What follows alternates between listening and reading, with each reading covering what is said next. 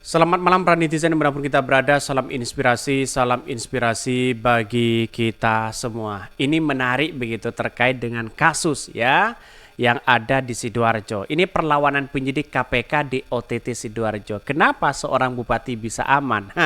Itu kan pertanyaan seperti itu begitu kan. Banyak sekali muncul spekulasi begitu. Apakah mereka tersandra atau tidak begitu kan? Ya, jadi artinya apa? Artinya selama ini kan masih penggeledahan sebenarnya ya, karena sudah ada di OTT, maka rumah dinas seorang bupati Sidoarjo ya, apa namanya, Gus Muhdar Ali ya, mereka rumah dinasnya digeledah oleh KPK begitu. Tapi setelah digeledah KPK, mereka mendeklarasikan 02 begitu Prabowo Gibran. Emang dengan cara seperti itu bisa aman? Nah, itu pertanyaan penting bagi kita begitu kan ya. Jadi artinya apa? Kalau tidak ada kasus ngapain begitu? Padahal ini adalah ya diusung oleh PKB begitu kan ya. Diusung oleh PKB ya, seharusnya ini kan tidak patuh kepada PKB. Kenapa ini tidak patuh pada PKB? Sedangkan PKB sendiri yaitu adalah mengusung ketua umumnya sendiri menjadi wakil presiden. Itu gimana logikanya begitu kan? Artinya apa? Artinya selama ini yang saya lihat betul ya, terkait dengan situasi politik hari ini semakin gimana. Kalau orang tersandra tiba-tiba mendukung Prabowo, apakah aman? Padahal ya visi dan misi dari seorang Prabowo di situ sudah jelas ya, korupsi adalah musuh kita bersama. Kalau dilindungi seperti itu kan sudah jelas mereka begitu cari aman. Sudah jelas ya orang-orang yang tersandra di situ akan bebas dan sebagainya. Apakah seperti itu begitu kan? Berarti kalau seperti itu berarti ketiga tegasan Prabowo sudah dilihat hari ini begitu kan ya. Seolah-olah ya mereka membiarkan, kan begitu logikanya begitu. Jadi artinya apa? Masyarakat bisa menggunakan secara akal sehat begitu kan. Tapi kalau tidak ada alat bukti ngapain begitu kan? Ya, maka disinilah KPK akan memanggil ya Gus Muhdar ini begitu kan ya, untuk bisa mengklarifikasi bagaimana yang sebenarnya di situ begitu kan. Ini uang tidak sedikit, 1,3 triliun di situ begitu ya, dipangkas begitu kan ya. Akhirnya katanya banyak bagi-bagi duit yang sudah apa namanya, ada 10 apa namanya, ada orang yang kemudian sudah ditangkap mereka begitu kan ya. Jadi banyak sekali pro dan kontra, tapi pada kenyataannya masyarakat Indonesia bisa memahami betul bagaimana situasi politik hari ini begitu kan ya. Jadi ini tanggal 31 Januari didatangi KPK ya, bahkan dengan OTT segala ya. Tanggal 2 Februari Bupati Sidoarjo asal PKB ini langsung tancap gas deklarasi dukung ya 02. Ini Bupati ya Gus Muhdar Ali ya, mungkin tahu bagaimana cara lolos dari jeratan hukum. Apakah seperti itu begitu kan? Jadi saya kira banyak sekali komentar-komentar netizen yang menanyakan apakah tersandra, dan itu masih tanda tanya begitu kan. Karena sekarang masih nuansa untuk dipanggil begitu, untuk diklarifikasi. Ya kita lihat saja, kalau tidak ada ngapain harus takut kan, begitu logikanya begitu ya. Menteri, Gubernur, Bupati, pemuja ya korupsi berkumpul dalam satu kolam ya, kebanggaan mereka yang dilindungi oleh Tuan Bansos. Kok bisa begitu kan? Padahal 11 orang yang OTT mengarah ke bupati semua, kocak memang kalau nggak ditangkap juga nih katanya begitu. Ini komentar-komentar ini. Tapi kita lihat saja reaksinya bagaimana nanti begitu kan ya. Bagus juga semua begitu ngumpul di 02, nanti tinggal dikandangin sama pemerintahan yang baru. Jadi artinya apa? Artinya kan walaupun Pak Prabowo menang kan bukan berarti kita menghilangkan korupsi seperti ini begitu kan. Jadi artinya kalau kita Prabowo menang ya, misalnya dilantik menjadi presiden, apakah orang-orang korupsi dibiarkan begitu kan? Ada 3 hal dari visi dan misi mereka. Prabowo ya sudah jelas akan menaikkan gaji agar tidak korupsi. Tapi kalau yang di bawah bagaimana begitu kan ya? Ya, terus kemudian bagi Anies Baswedan solusinya adalah ya dimiskinkan bagi korupsi di situ begitu kan.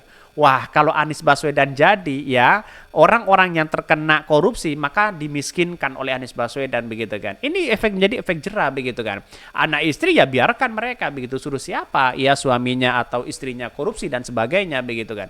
Jadi artinya masyarakat hari ini sudah mulai bisa melihat bagaimana ya supremasi hukum, rasionalitas kita begitu kan ya, untuk menjadi efek jerah kepada siapapun ya. Sudah kelihatan kan sekarang begitu ya tanda-tandanya ya.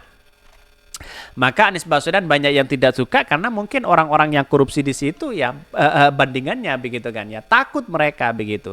Jadi sampai hari ini masih banyak ya spekulasi-spekulasi yang muncul begitu kan. Salah satunya saya kutip dari Tempo, ini sangat sangat luar biasa begitu kan ya. Ini tulisannya begitu kan. Ini apakah benar ini? Perlawanan penyidik KPK di OTT Sidoarjo. Mari kita baca. Komisi Pemberantasan Korupsi KPK hanya menetapkan 1 tersangka dari 11 orang yang terciduk dalam operasi tangkap tangan di Kabupaten Sidoarjo, Jawa Timur ya pada hari Kamis 25 Januari 2024. Drama di lingkup internal KPK membuat Bupati Sidoarjo Ahmad Muhdar Ali yang lolos dari jerat hukum hingga hari ini. Wakil Ketua KPK Nurul Gufron yang mengumumkan penetapan tersangka atas nama Siskawati, Kepala Subbagian Umum Badan Pelayanan Pajak Daerah ya BPBD ya pemerintah Kabupaten Sidoarjo kemarin ya 29 Januari 2024. Dia ditahan selama 20 hari ke depan. Terhitung mulai 26 Januari 2024 ya sampai 14 hari ya 2024. Bahkan selain menahan Siska, penyidik menangkap 10 orang lainnya dalam operasi tangkap tangan pada hari Kamis. Mereka adalah suami Siska, Agung Sugiarto, yang menjabat Kepala Bagian Pembangunan Sekretaris Daerah Pemkab Sidoarjo. Ada Robit Fuadi, ya kakak ipar dari Ahmad Muhdar Ali. Wah, ini beruntun ini mereka begitu kan ya. Ini Fuad Ali ya, terus kemudian Aswin Reza Sumantri, asisten pribadi Ahmad Muhdar, terus Ali Rizky Norma ya tanya begitu kan ya, Cynthia Nur Afrianti dan Heri Sumaiko ya ketiganya ini bendahara BPBD Pemkab Sidoarjo.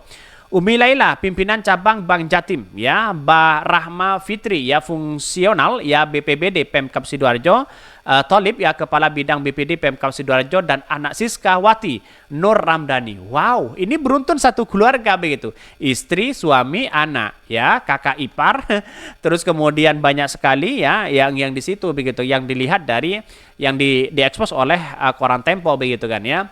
Siska dituding terlibat dalam pemotongan dana insentif pegawai BPBD Pemkab Sidoarjo. Insentif itu diberikan karena BPBD berhasil mengumpulkan total 1, triliun pajak daerah pada 2023.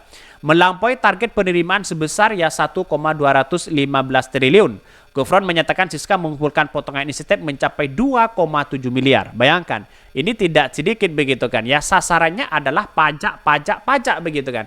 Bagaimana tidak rugi bangsa kita? Bagaimana tidak rugi rakyatnya kalau pajak dipotong sana sini dimainkan begitu kan ya. Memainkan semua peran-peran seperti itu. Wah, kacau ini begitu ya. Kacau ya. Pokoknya ini kacau begitu ya. Siapa yang mesti harus dipertanggungjawabkan? Bupatikah atau siapakah? Mari kita baca. Sumber Tempo dikutip dari internal KPK menyatakan bahwa ya ini dari sumber Tempo dia menyatakan keterlibatan Muhdar ya, ini sudah jelas ya. Keterlibatan Muhdar Ali dalam perkara ini cukup jelas. Tim penyidik bahkan sudah mengantongi bukti berupa percakapan antara politikus Partai Kebangkitan Bangsa itu ya dan salah satu orang yang ditangkap. Ada chatting, percakapan dan sebagainya. Jelas keterlibatan bupati ya, sudah jelas mereka. Ini dari koran Tempo, benarkah atau tidak begitu? Sumber tadi menambahkan tim nyaris yang menciduk Muhdar Ali dalam OTT pada Kamis lalu. Hanya saat itu ada pemerintah ya di pemerintah ya agar mereka mundur ya.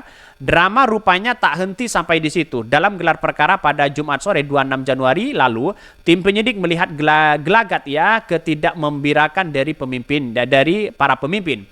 Bahkan sumber itu menyatakan dari perdebatan soal apakah kasus ini akan ditangani KPK atau diserahkan kepada aparat penegak hukum lainnya, yaitu kepada kepolisian.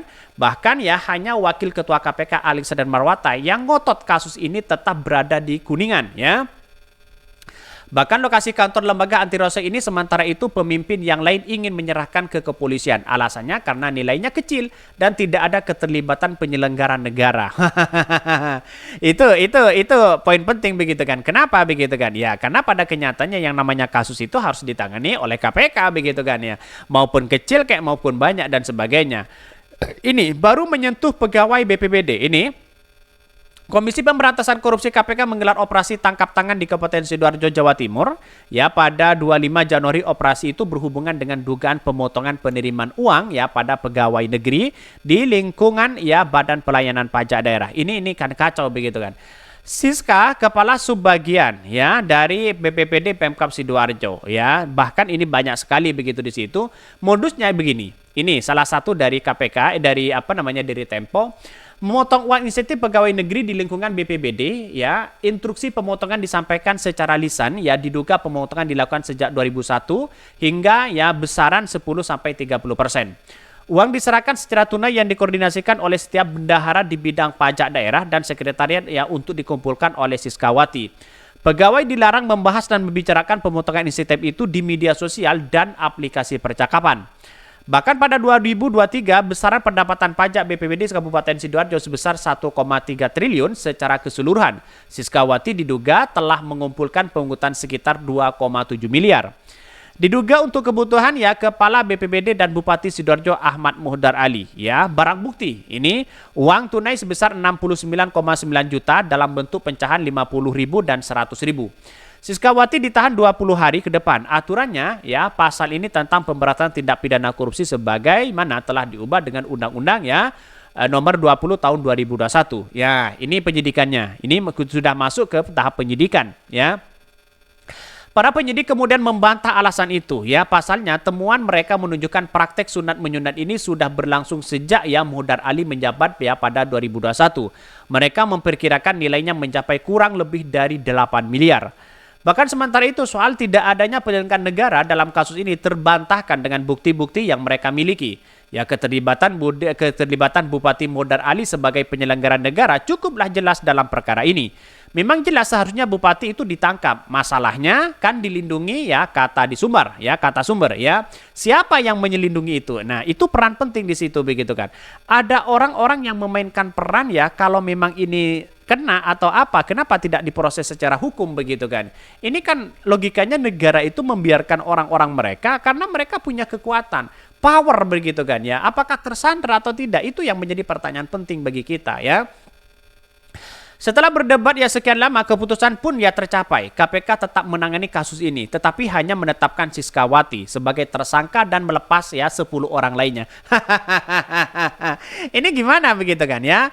Selain pasal 12 Undang-Undang Tindak Pidana Korupsi, KPK menyertakan pasal 55 ya Kitab Undang-Undang Hukum Pidana tentang ikut serta dalam tindak pidana kepada Siska.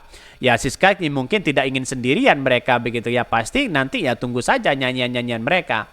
Pertarungan ternyata tak kelar ya pada gelar perkara saja. Tim penyidik menurut sumber tadi sebenarnya sudah bersiap untuk menangkap Muhdar Ali. Wow, ini yang menarik begitu kan ya. Pertarungannya ternyata tak kelar pada gelar perkara saja. Tim penyidik menurut tadi ya sebenarnya sudah bersiap ya untuk menangkap Muhdar Ali pada Sabtu dan Ahad lalu. Namun perintah tak kunjung keluar dari pimpinan, bahkan mereka kembali mendapatkan kabar bahwa kasus itu akan diserahkan ke kepolisian. Kita tunggu saja begitu ya.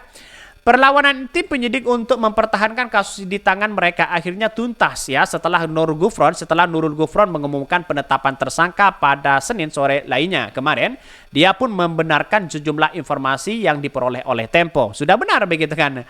Bahkan misalnya soal tak bulatnya suara di lingkup internal KPK, Gufron menyatakan ini sebagian hal yang bisa terjadi di berbagai kasus. Pasalnya menurut dia banyak teknis hukum dan strategi penegak hukum yang diperdebatkan dalam gergerap dalam perkara itu. Artinya kalau memang ada kasus misalnya itu masih diperdebatkan siapa yang punya orang di KPK, kira-kira seperti itu begitu kan ya. Siapa yang punya orang di KPK dialah yang paling kuat begitu kan. Walaupun mereka ada tindak pidana korupsi dan sebagainya, ya tergantung siapa mereka begitu kan. Wah, kalau seperti ini gimana? KPK masih mau dipercaya atau tidak begitu kan?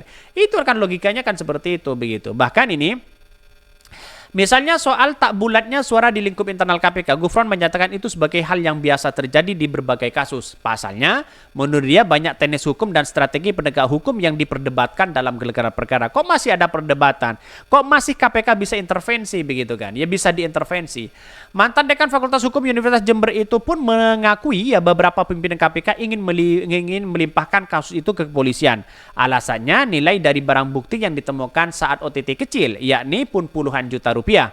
Tetapi kami selalu mengatakan bahwa ada saat ya tangkap tangan itu yang cash kecil ya, pas masuk dikembangkan pasti dapat yang lainnya. Bahkan soal nilai korupsi yang disebut mencapai 8 miliar, Gufron tak mau berbicara, dia hanya membenarkan bahwa KPK mengendus praktik pemotongan insentif itu sejak 2021. Kami akan mendalami lebih lanjut, katanya ya. Gufron hanya membantah bahwa adanya pemerintah agar tim tak menangkap Ahmad Muhdar Ali dalam operasi pada hari Kamis lalu. Dia menyatakan mereka sempat mencari Muhdar tapi tak ketemu ya pada hari HOTT. Kami sudah berupaya mencari yang bersangkutan Bupati Sidoarjo tapi kami tidak menemukan sehingga kami akan melakukan prosedur hukum. Wakil Ketua KPK lainnya Alexander Marwata justru membantah tudingan Ikhwal adanya upaya agar kasus ini dilimpahkan ke polisian. Dia menyebutkan KPK akan tetap melanjutkan kasus itu. Nggak benar, KPK tetap berkomitmen menangani perkara yang melibatkan kepala daerah sesuai dengan kewenangan yang didamika. Muhdar Ali tak membalas pesan tulisan yang tertulis dilayangkan Tempo sejak Ahad lalu melalui petugas hubungan masyarakat PMK Sidoarjo. Muhdar Ali mengirim pernyataan tertulis soal penanganan perkara ini. Wakil Sekretaris Pimpinan Cabang Ansor Sidoarjo dan Wakil Ketua Pimpinan Wilayah Ansor Jawa Timur menyatakan menghormati proses hukum yang tengah berjalan di KPK. Kami percaya kepada KPK, kami juga menghormati, menghargai semua yang sudah menjadi tugas dan kewenangan, ucap Muhdar Ali. Nah, itulah peran penting, apakah benar atau tidak, ya kita harus memberikan klarifikasi itu, begitu kan. Dalam artian bahwa kita tidak melihat bahwa situasi politik hari ini kan kalau tersandera sana sini apakah aman atau tidak, bukan soal itu. Tapi bagaimana alat bukti itu sangat cukup di situ kan bisa menangkap orang, bisa meng-OTT orang dan sebagainya. Tapi kalau tidak ada alat bukti ngapain untuk selalu mengkritik orang, selalu mentersangkakan orang begitu kan. Jadi artinya apa? Artinya siapapun yang korupsi itu adalah musuh kita bersama. Jadi kita harus menghormati proses secara hukum itu begitu. Tapi rupanya Gus Muhdar itu sudah mendeklarasikan Prabowo Gibran. Apa hubungannya begitu kan ya? Mungkin itu yang kami sampaikan tonton terus channel Hodari Podcast Rakyat ini karena ada berita-berita menarik dan viral setiap harinya. Salam para netizen, salam inspirasi bagi kita semua. Jangan lupa di subscribe di YouTube Hodari Podcast Rakyat ini.